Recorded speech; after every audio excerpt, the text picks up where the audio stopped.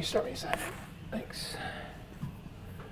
Okay, so like I was saying, I want to just go over a couple of these versions of Sunny that were turned in. One of the assignments for this coming week is to actually redo Sunny to get it better than the version that you turned in last week. For most of you, some of you guys actually nailed it pretty well. But we're going to actually start that in class today. So please, please, please do this with me. It will dramatically increase your chances for a better grade in all of this. So, but I want to point out a couple things first before we get to it, and then we'll actually get to it. So,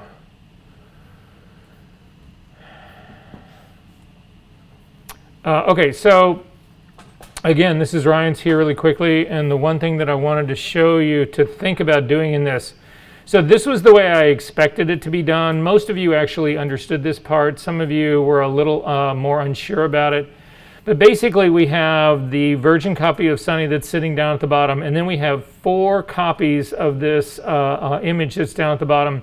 And each one of them has got a layer mask that's either showing a specific area and hiding another specific area. So you can see the one that's up at the very top. If I hold down the Option key and click on the eyeball, it gets rid of everybody else.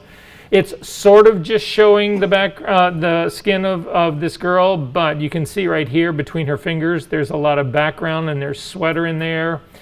If I hold down the Option key and come down here and take a look at this, this is problematic because again, the majority of what we should be doing with Sunny is making these images based on either color or on tone, but not on, this looks like to me, possibly a quick selection tool around the outside so it didn't get any of the blue on the inside, possibly a lasso tool, possibly a paintbrush tool. I mean, there's a million different tools that will do this, but you can see that this is not going to be a believable selection, certainly not if I wanted to put her on a different color background. This simply wouldn't work at all. So, but I'm not pointing this out to again, when I do these things at the beginning of the class, they're never meant to be, you know, showing one person's work and saying, and look how badly they did this, whatever.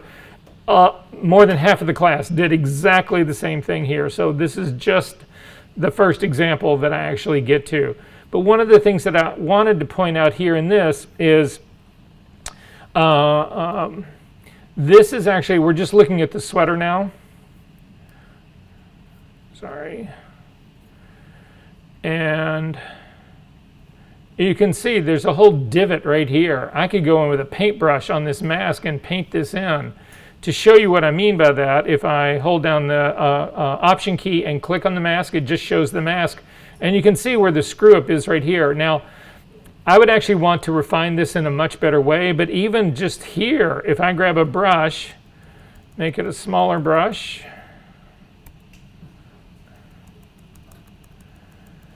and in this case, again, I need this to be white in this area so that it shows the sweater. White is my foreground color, and I can simply knock across like that. And then if I look back at the original image here, you can see this is brought in part of her hand. So again, I would want to refine this and all that kind of stuff. But sometimes there are just these glaring sort of issues that you've got. And if you start to look at your layers by themselves, helps. If you look at the masks by themselves, it helps.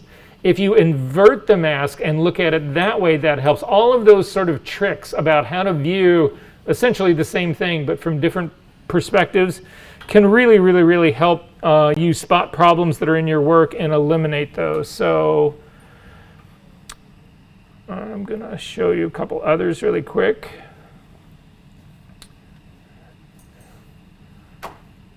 In Emily's, this is probably another one of those cases.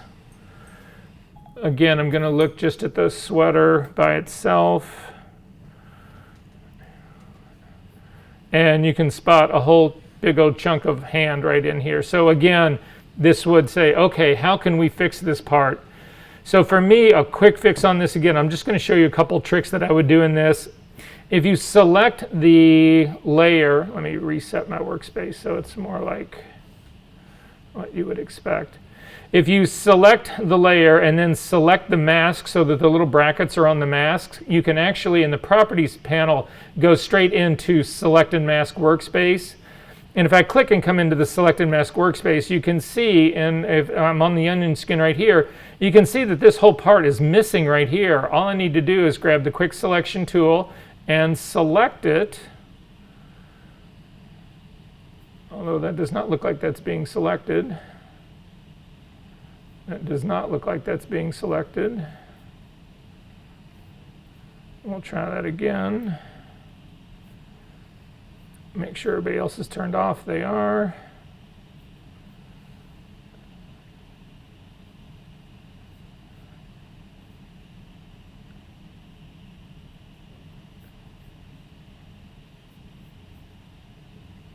And that is not selecting that guy at all. I'll go to the next one down and see what the Refine Edge tool does. That actually does a better job of it. So now I've actually got a Refine Edge tool that's in there. If you want to take a look at what the mask will look like, you can see most of that part's gone. I can clean the rest of it up probably in Photoshop, so I'll go ahead and say OK to that. If I hold down the Option key and just look at my mask, you can see it's still a little bit janky in there. Hit the B key to get a brush. Change its blending mode to overlay. White is my foreground color, which will let me clean up the edge right there and the edge right down here. And then hit the X key to go to black and finish this in. And this would be what her image now looks like. So we've got this as opposed to that. Anyway, it's those kind of things that you need to, once you've done all of this, you need to continue to refine, to check it out, to make sure that everything is okay. And anyway, also, this is not what I'm looking for, I don't think. Hang on one sec. No.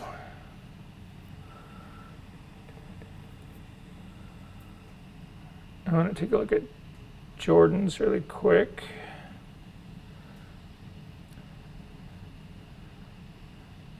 Jordan, where the hell are you? Oh, sorry. Let me get rid of this other stuff. So in my notes back to you guys, a lot of times I will talk about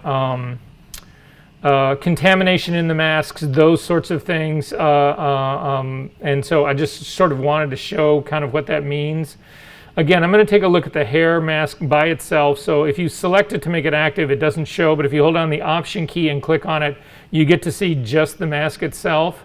And if we zoom in here, you can sort of, right off the bat, you can spot problems that are just in the mask itself. This is what the image looks like. And you can see it's all of this grayed out hair here. And the reason that's all grayed out like that is because you've got all this detail is in the mask. So again, the B key to get a brush, I'm still going to leave it at overlay. Hit the X key to give me a white as the foreground color, and then I can just paint through all of this stuff. I would be careful as you get closer to the edges. Again, you don't want to be too radical about that, but there's other areas like right in here. I would probably go to a softer brush to do this. And again, we can just sort of like play in these areas that you would know in here were actually should be part of the, shouldn't be excluded. They should actually be showing hair and all of this. So it's just looking at these things and thinking about them that way to spot problems and to see sort of like what's going on. Like this is pretty janky in here. So, but at any rate, couple more really quickly, and then we're going to start Sunny. And I'll show you how I would do it. I want to take a look at Max really quick. So I had said you don't need to exclude the eye. You can leave the eyes and the face and the mouth with the image, whatever. But if you didn't, it doesn't matter. Mac has actually got a version of it right here where those parts are there. So I'm going to just show this guy by itself. So this is Mac's layer right here. And that's not the one I want to look for. It's this one right here. So if I take a look at this, and again, you're looking at the edge of this and you say to yourself, well, that actually looks pretty good. There's a lot of fine hair in there. There's feathery hair in there, all of that kind of stuff in there. It seems pretty good to me. This is one of those cases, though, if you invert the mask and you, again, the mask here is done correctly. This layer that I'm showing you right now is designed to show you the blue background.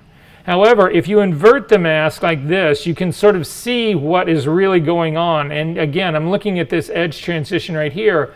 And you can see, because the amount of blue that's actually behind all of this hair, the mask was too aggressive. So when Mac made this, it was, again, whether it was the levels adjustment or the spots that he picked on the hair to actually drive the levels adjustment part on here, whatever it is, again, you can spot this because you've inverted the mask. Now, this is not going to be the way the final mask is, but it shows me what's really sort of like going on and wrong in here, and then I would know to go back and back off on the aggression part of it all. I'm going to show you what I mean by all of that part as well. And last one, and it just goes without saying that what I'm really looking for here is TIFFs or Photoshop files unflattened. So the PNG doesn't really do me any good because it's just a flattened image and I can't tell anything. So anyway, just FYI. Okay, let's do Sunny. If you've got a tablet, now would be a good time to get it out.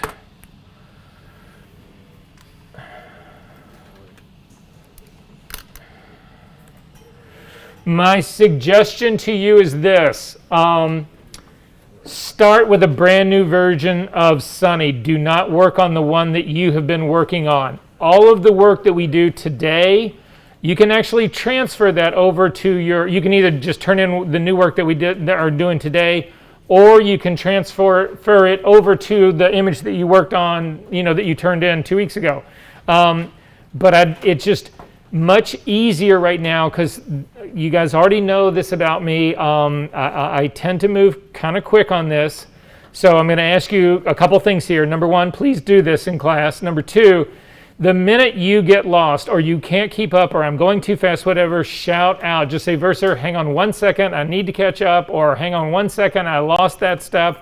Some of you guys have gotten pretty good about that during class, but I'm encouraging everyone to be that way. Especially for these kind of assignments. This is sort of going to be the culmination of our first 4 weeks in this class. We're going to hit it full on right now. And so if I can get you to practice this part and understand this part, then possibly some of the questions or some of the things that you're unsure about right now will get cleared up in the course of actually doing all of this and give you a good start for your homework to boot. Yes. Do I have a what? Yes. What do you need? What do we need to do? For the hard drive and the tablet, because the tablet doesn't work on their computer. Oh, that's right. So you're going to do this on your computer, and you need which converter? For a USB-C to regular that guy. If I don't, go to the front desk right there. They will have one. Because I'm certain I've only got one.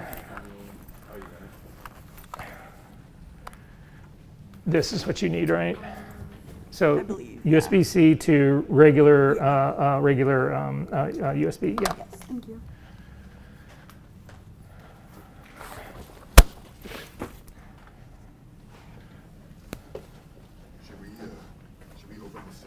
Yeah. Just there should be, I think, a virgin copy of Sunny somewhere in here. So let me see. So if we go to, this is our week number 5. And in your assignment folder, you have a virgin copy of Sunny, I'm pretty sure.